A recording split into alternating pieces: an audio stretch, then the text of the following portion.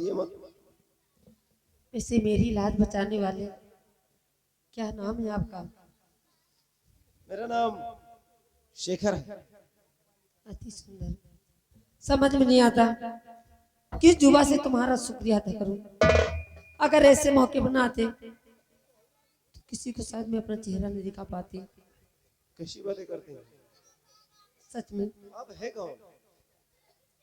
मैं इसी राज की राजकुमारी निर्मला हूँ। राजकुमारी जी? हाँ, बहुत गंभीर कहानी है मेरी, क्योंकि अब मेरा इस दुनिया में कोई नहीं। अरे राजकुमारी जी, आपको तो शाही महल में रहना चाहिए और यहाँ इस तरह क्यों भटक रही हैं?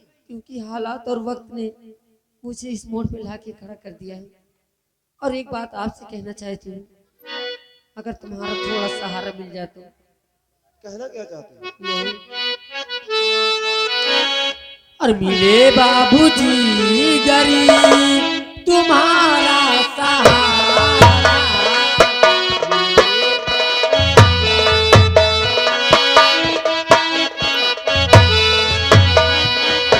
मिले बाबूजी गरीब तुम्हारा सहारा, मिले बाबूजी गरीब तुम्हारा सहारा,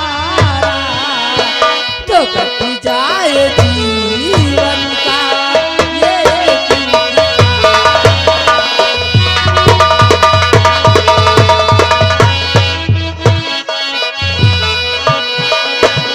अकेली हूँ तन्हा, ना कोई हमारा, अकेली हूँ तन्हा, ना कोई हमारा, मेरी नाव डूबी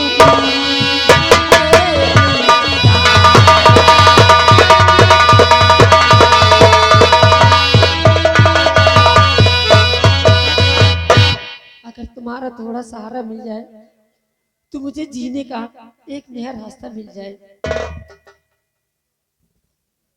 राजकुमारी जी, हाँ, तुम्हारी बातों की मैं कद्र करता हूँ, लेकिन शायद तुम मेरे हालात से वाकिफ नहीं हो। हालात से? क्यों, कैसी हालात? क्या तुम्हें भी कोई मुसीबत है? अगर हो तो जाहिर कीजिए। कहते नहीं कि अगर दिल के अंदर जो दुख रहता है और किसी दूसरे से बयां कर दो तो उसका दर्द थोड़ा हल्का हो जाता है। सच कहती है। अगर जानना चाहती हो तो सुनो मेरी बात। कि नहीं साथ दे सकता मैं देवी तुम्हारा, नहीं साथ दे सकता,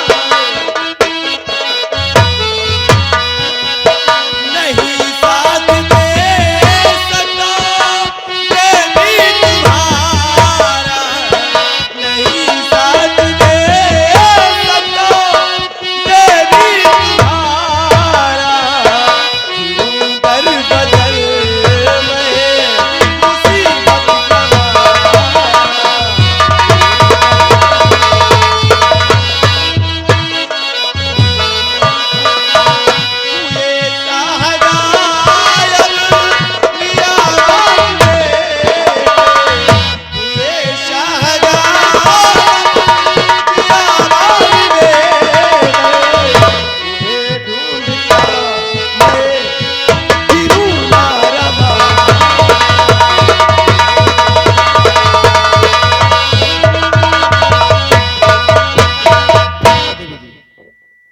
मेरा नाम शेखर है। साहजी को ढूंढ रहे हो? महाराज को ढूंढना हमारी जिंदगी का पहला और आखिरी मकसद है, क्योंकि जब तक मैं महाराज को ढूंढ नहीं लेता, महाराज को उनके शाही भवन तक पहुंचा नहीं देता, तब तक मेरे भैया को जो बंदी बनाकर रखा गया हाथों में हथकड़ियां डालकर, महाराज के खून का इल्जाम जो मेरे भैया पर लगा हुआ है, तब तक आपके भाई युवराज मेरे भैया को कभी छोड़ेंगे नहीं। आजाद भैया यानी सेनापति गंभीर सिंह तुम्हारे भाई हैं? हाँ राजकुमारी। मैं जानती हूँ कि उन पे क्या बीती है, लेकिन तुम्हें क्या लगता है कि शाह जी को इतना आसान ढूंढ लेना? जिंदगी भर ढूंढते रहोगे तो भी नहीं पाओगे। कैसी बातें करती हो?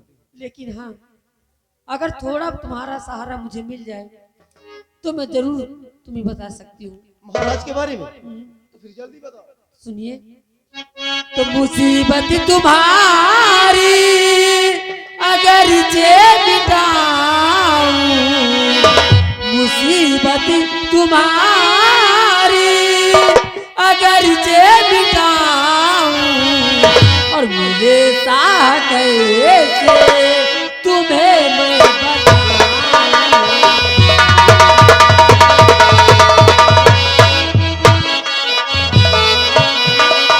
मुझे अपने जीवन का साथी बना लो, मुझे अपने जीवन का दासी बना लो, तुम्हें हर जगह रास्ता मैं दिखाऊं।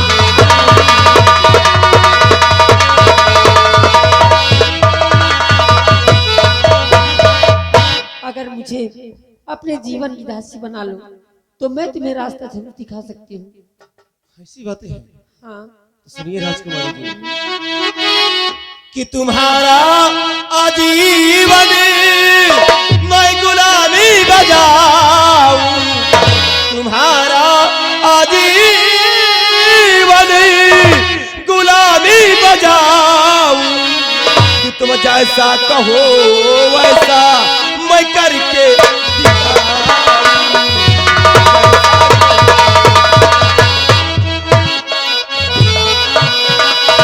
महाराज को शाही महल में लाकर, महाराज को शाही भवन में लाकर, रिहाई अपने भैया को जल्दी करा।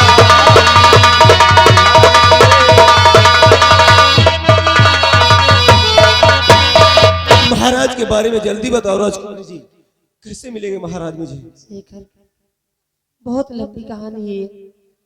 जब भैया ने मुझे राजमहल से धक्के मारकर बाहर निकाल दिया, जंगल में दरबार भटकती रही, तो मेरे दिल में ही आया कि इससे अच्छा मैं अपनी जान दे दूं।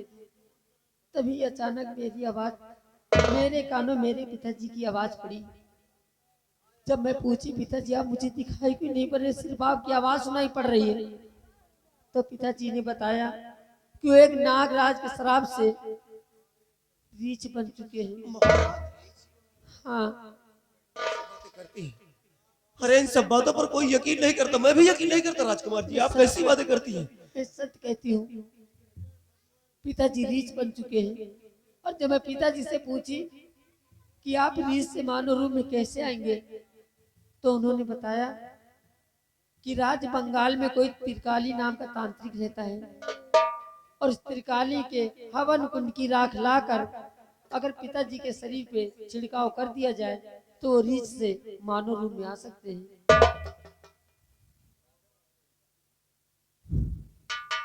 समझ गया, इसका मतलब नाग देवता के द्वारा महाराज श्रापित हो चुके हैं। हाँ, नाग देवता ने उन्हें श्राप दे दिया है और वो रीछ बन गए। और जब तक त्रिकाली जादूगर के हवन कुंड की राख उनके ऊपर नहीं डाली जाएगी, तब तक वो पुनः मानव के रूप में नहीं आ सकते। नहीं आएंगे। कौन जाएगा इतना लंबा सफर करके, कौन ले आएगा उस त्रिकाली के हवन कुंड की राख? राजकुमारी जी तुम फिक्र मत करो, जब तक मैं जिंदा हूं तब तक महाराज को कुछ नहीं होगा। मैं जाऊंगा बंगाल और मैं लाऊंगा उस हवन कुंड की राख को और महाराज को इस श्राप से मुक्ति दिलाऊंगा। लेकिन मैं भी तुम्हारे साथ चलूंगी। नहीं, तुम मेरे साथ मत चलो, क्योंकि यह रास्ता जोखिम भरा हुआ है। इस रास्ते में बहुत कांटे हैं, बहुत खतरे हैं। अगर तुम मेरे साथ चलोगी तो मैं कमजोर पड़ जाऊंगा, इसलिए तुम मेरा इंतजार करना। और मुझे यकीन है मैं जरूर हवन कुंड की राख लेकर आऊंगा और महाराज को इस श्राप से मुक्ति दिलाऊंगा। ऐसा मत कहिए, मुझे भी अपने साथ ले चलिए। नहीं राजकुमारी जी, ये जो कह रहे हैं इनकी बात को मानिए आप। अगर आप इनके साथ जाएंगी तो रास्ते में तमाम तरह के दरिंदे लोग मिलेंगे, वो तुम्हें छेड़ेंगे। फिर बताइए बंगाल जाएंगे कि आपकी रक्षा करेंगे? आप यहाँ रहकर अपने पिताजी की सेवा करें, उनकी देख रेख करती रहें, ठीक? ठीक है।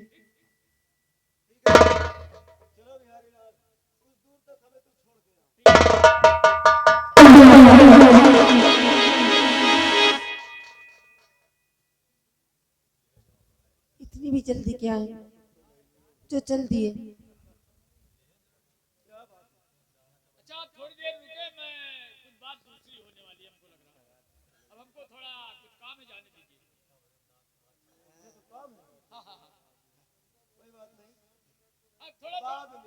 थोड़ा तो इलू इलू। जिंदगी के सिर्फ दो ही पहलू हैं, सुख और दुख। क्योंकि अभी तक तो दुख था, अब तुम्हारा साथ पाकर मुझे बहुत खुशी है।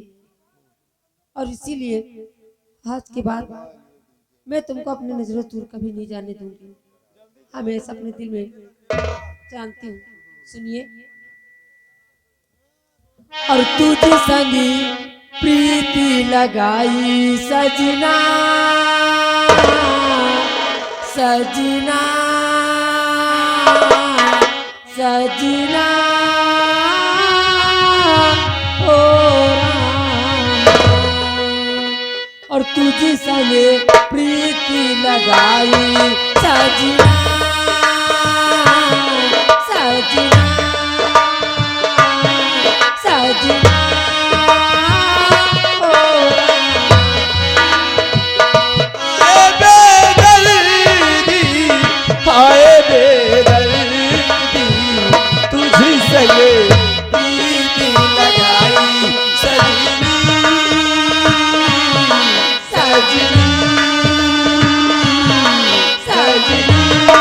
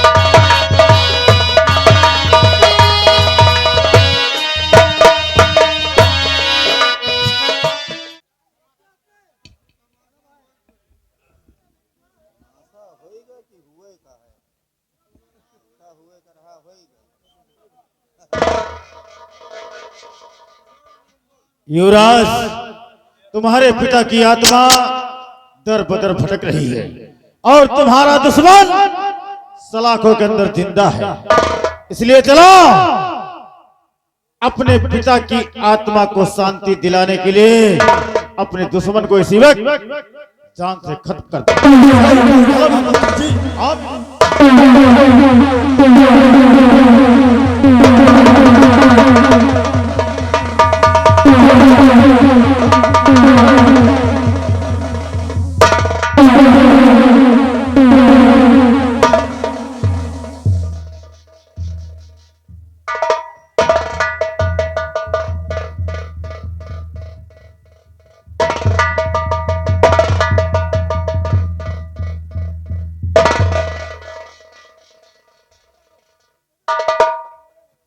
युवराज, लो और हमारे नजरों के सामने इसके कनपट्टी पर ऐसे सटाकर रिवॉल्वर मारो, एक ही वार में इसका दम खत्म हो जाता है।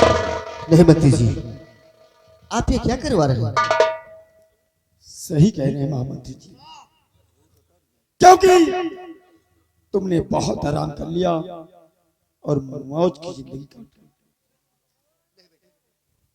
जिस तरह मेरे पिताजी की आत्मा भटक रही है, उसी तरह मैं आज तुझे तेरी आत्मा ना बेटे, नहीं बेटे, ऐसा मत करो। हरामखोर, उस समय मेरे ऊपर तनिक भी तरस नहीं खाया, तो आज तेरे ऊपर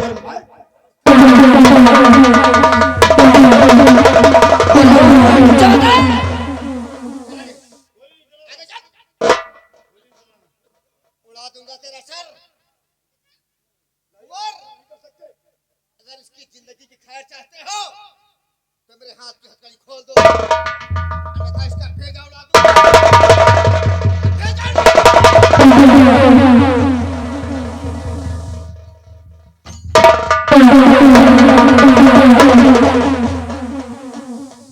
हराम जाते, चाहो तो तेरा काम यही समाप्त कर दूं, लेकिन नहीं, समय का इंतजार कर, वक्त आने पर तेरा काम सफाया करूंगा। और मैं यहां से जा रहा हूं, हराम जाते।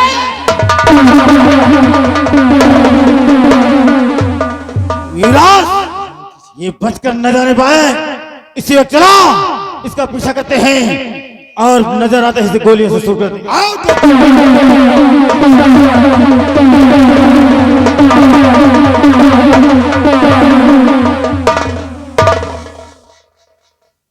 हराम जाते, समझ गया सब तेरी चाल है। ये तेरा ही बनाया हुआ खेल है, जिसमें मुझे बदनाम किया गया कि मैं महाराज का कातिल हूं और राजकुमारी निर्मला के साथ मैंने गलत काम किया ना। तूने मुझे बर्बाद करने में कोई कसर नहीं छोड़ा। अब मैं भी तुझे बर्बाद करने के लिए अपना कदम बढ़ाऊंगा, बर्बाद कर डालूंगा, तेरा नाम मिटा दूंगा इस संसार से। आज के बाद अपने आप को बदल दूंगा और चला जाऊंगा बिहार में, चला मचा दूंगा कोहराम, मचा दूंगा कोहराम। इस आसाम राज के अंदर जीने नहीं दूंगा। हरामजादे कुत्ते, तेरी मौत बनकर आऊंगा और अपना नाम बदल दूंगा। आज के बाद मेरा नाम होगा, आज के बाद मेरा नाम होगा डाकू संग्राम सिंह, डाकू संग्राम सिंह। अब खेलूंगा खून की होली। हरामजादे कुत्ते, कुत्ते।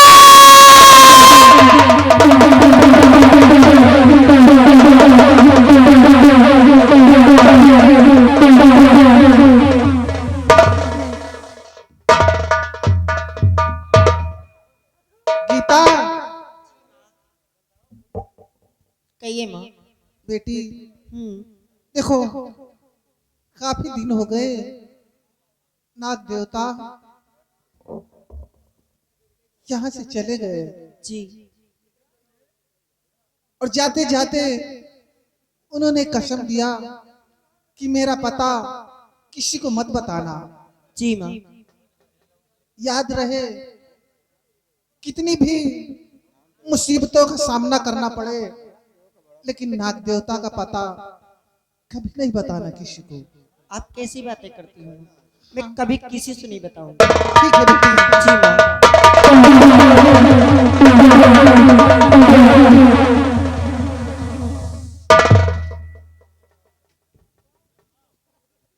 सामने आओ। क्या नाम है तेरा? मेरा नाम गंगा है। गंगा नाम है तेरा? और ये कौन है? ये मेरी बेटी है। इसका क्या नाम है? इसका नाम गीता है। गंगा और गीता। हमें जंजाली की खोपड़े ने बताया था कि गंगा गीता नाम की माँ बेटी है, उनके द्वारा तेरा काम बनेगा। गंगा, आज आज ये तांत्रिक त्रिकाली तेरे पास कुछ कार्य से आया है। कौन से कार्य से? बतलाइए। छोड़ मेरी बात। तो नाग गंगा छुपा है कहाँ दे बता, वो नाग गंगा छुपा है। नाग गंगा छुपा वो कहाँ है बता, वो मिलेगा मुझे कौन स्थान है। नाग मर उसकी हासिल और है करना मुझे, इसलिए आया हूँ तेरे मकान है।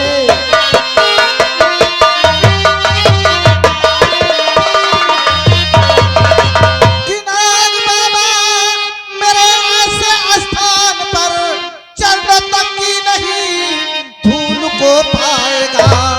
बात उनके मणि की बहुत दूर है, उनके सगो पाएगा तू।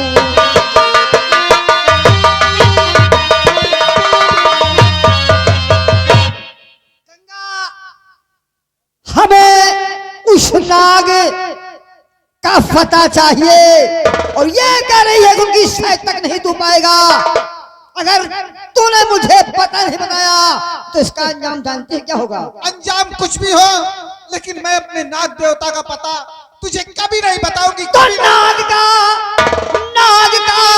कर पता ना बताया मुझे, नाग का कर बताया,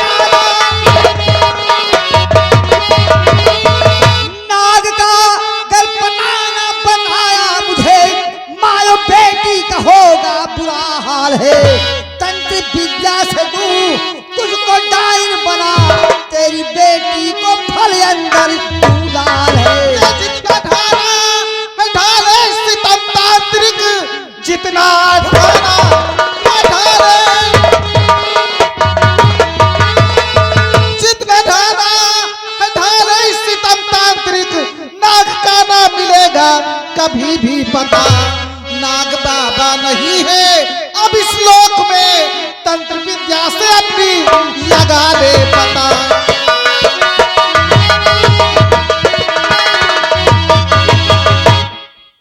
किस लोक में है नाग? वो नाग अगर इस लोक में नहीं है तो किस लोक में है मुझे बता। पता हराम जाती।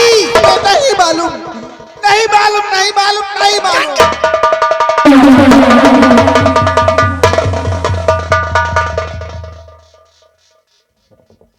मार डालूंगा, मारते मारते मार डालूंगा। तो इसी में तेरी भलाई है कि उस नाग का पता बता दे मुझे किस स्थान पे मिलेगा। अन्यथा हराम।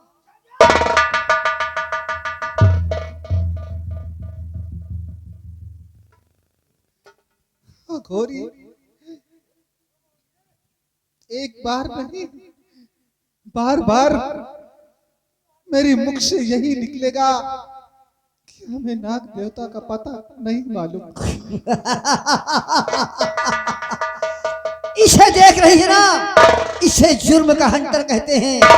इसे बिगड़े हुए जानवर, इसे बिगड़े हुए जानवर और बदजादी इंसानों के ऊपर इस्तेमाल किया जाता है। हराम जादी बता देना था तेरी चमड़ी खोल खोल के और कर भी क्या सकता है, भले ही मेरी जान ले ले, लेकिन मैं अपने नाग देवता का पता तुझे कभी नहीं बताऊंगा।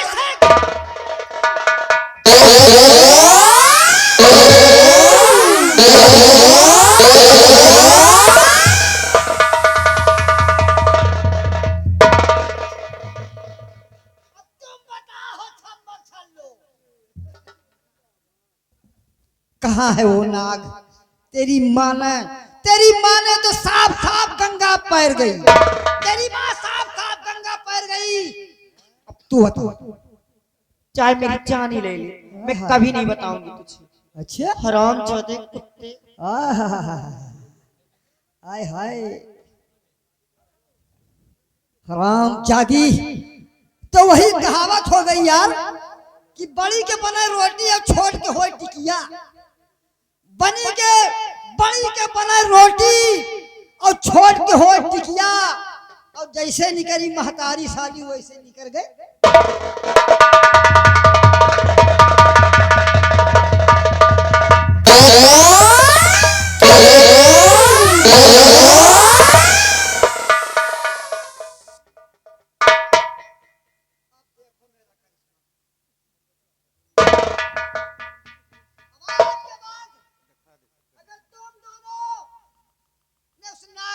नहीं बताया तो एक माँ एक बेटी को देखने के लिए नजरों से तरस जाएगी।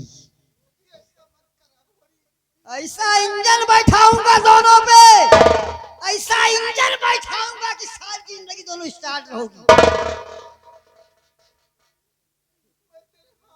तंत्र विद्या से आज मैं तुझे इंसान से एक डाइन बना दूंगा।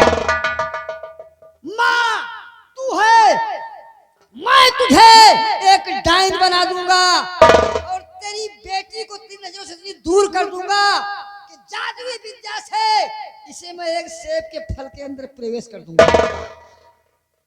दुनिया नहीं जानेगी कि तेरी बेटी कहाँ, किस जगह, किस वृक्ष में है।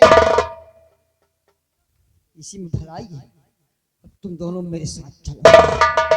अब तुम डाइन बनो, डाइन बन करके हमारे हवन कुंड के गुफा की तरफ जो बगीचा है उसी बगीचे में तुम गुलामी करो और तुम्हारी बिटिया एक सेब के फल में अपना जीवन बिताएगी।